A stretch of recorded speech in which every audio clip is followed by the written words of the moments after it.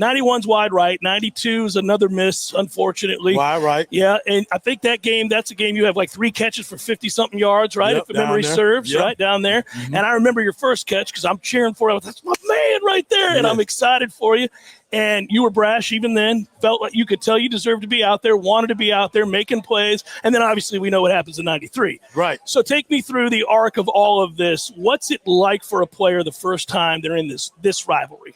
Well, for me, my first time, of course, is 1990. I was a red shirt, but Coach Bowden used to take a few players down as red shirts. You get to hang out on the sideline, and I couldn't go because I was being mischievous that particular week. He told me, like, well, you're just my most mischievous kid. You're just always into something. But that particular week, I threw powder on somebody in the shower, and that stopped that. So that's 90 out of there. 91, I get a chance to play in that game. And I'll never forget one of the first plays on the goal line. I'm up, got my pads high. And I look at that as one of the plays that changed the trajectory of the game. It should have never came down to a kick. I get knocked on my butt on the goal line, but it was my welcome to college football moment that have never happened again. Then, of course, we have that wide right. 92, we go down there. Like you said, I had about 3 catches, about 50-something yards. You were almost like a receiver in that game. Yeah, I mean, I don't think you had a carry, did you? No, we moved as the tight end. Yeah. I was actually second-string tight end, but we changed the offense a few weeks later to the shotgun. But, that 92 game, I was on the field for both kicks. I was out there, and I got to see both kicks from the field go wide right. Yep. And then in 93, man, I'll never forget. This is a good story.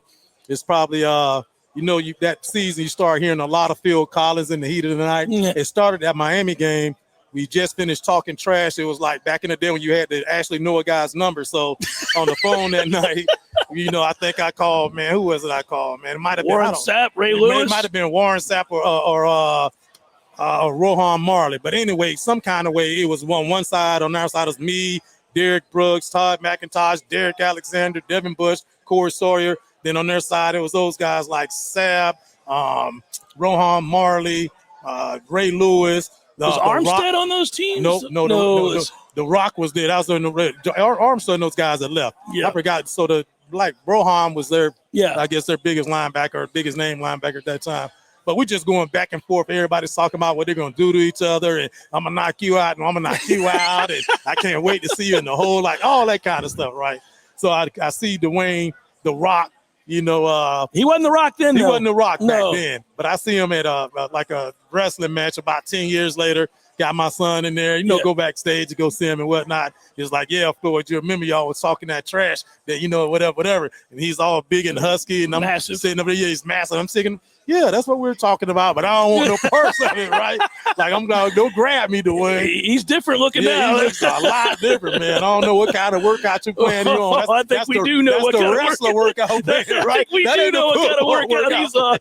So that was another go. But, yeah, man, we go out there, and that 93 game, we're just like, man, it's not going to come down to a field goal this game. Like, we will not stand by and let this series come down. This is our best chance to win the national championship. I wish we would have had that same mentality going into Notre Dame that we had, playing against Miami, but we just knew we were going to win that game. Like, we were going to take that one.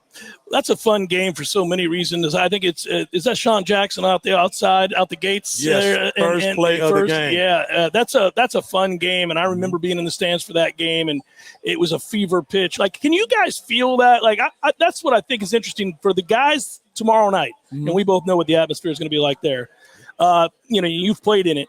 I think for a lot of these guys, look, it's not like Florida State has been consistently great, though they've been up, down, up, down, up, down. Miami has just been down, blip on the radar, down. But we're finally getting together again where both teams are good and there's something on the line. The path to the ACC championship kind of gets forged right here in this game.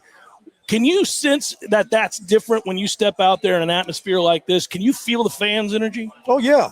That's why we need the fans in there, but as soon as the game starts. It affects a player, though, in that situation? Yeah, you see that. I mean, you feel that energy. Like, when the crowd is into it, you're into it, you're fired up, you want to get it done. You like that. It's euphoric. You want that feeling, and you want to be, as a player, you want to feel that feeling. So, yeah, I mean, you definitely feel it down there. You feel the energy. Mike's brought it up this week. Mike Norvell brought it up this week, and I've always wondered about this real quick. He's talked about, hey, look, be emotional. I get it. This game has all of that. It's going to bring all of that out. Mm-hmm. But trying to keep control of those emotions because guys bait each other. how difficult is it? Because I'm talking about smack talk. I mean, good Lord, there's no rivalry in the history as a sport that there's more smack talk than this one. I got to imagine, like, you can get right up to that line. Did you have a way of checking yourself? Yeah, I was going to wait for the next play and try to knock myself out for the guy that was talking trash. I'm going to try to knock myself up, running into him. Right. So that was how I was like, okay, you know what? I'm going to get you the next play.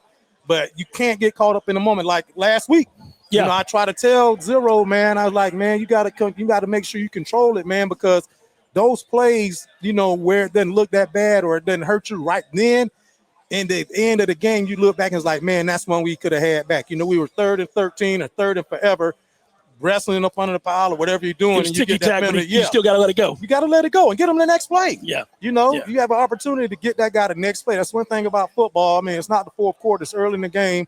You pick and choose your shots and you do it clean because you don't want to get took out and, you know, be out of the game and hurt your team being that, you know, from that standpoint. But at the same time, you cannot give up free yardage, man. That's what I always say about that. That's free yards. Let me ask you a quick question about the game because you're going to be doing the color for the game. Mm-hmm.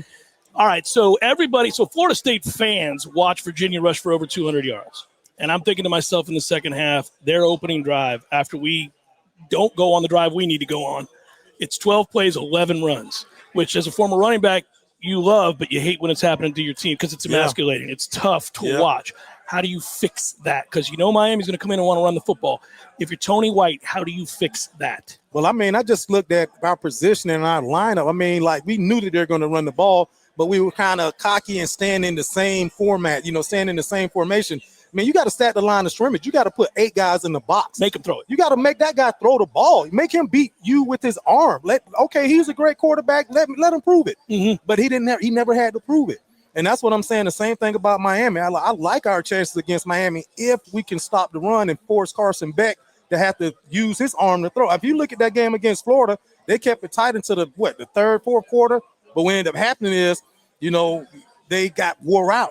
Carson Beck comes out and throw an interception, puts them right back in it, you know, and now you look at Miami, the next 2 drives, they take it out of his hands. They just start smashing Florida. If we do the same thing and we're able to stop Carson Beck and force him to throw the ball, stop the run and force Carson Beck to throw the ball, we're going to be in the driver's seat, you know, because I don't see him. Like everybody's talking about, he has completions. He's 80, 75, 80%, whatever, but it's only out there. I mean, it's right here. It's intermediate passes. But other than that, when he's going down the field, these kids are just making spectacular one-hand catches or, you know, they just, you know, they make them look great. Stuff that's tough to repeat. Right. Yeah. That's not going to happen like that every game. One of these days, you and I will sit down and do 3 hours. I'm going to talk to you NFL. I'm going to talk about being at your wedding.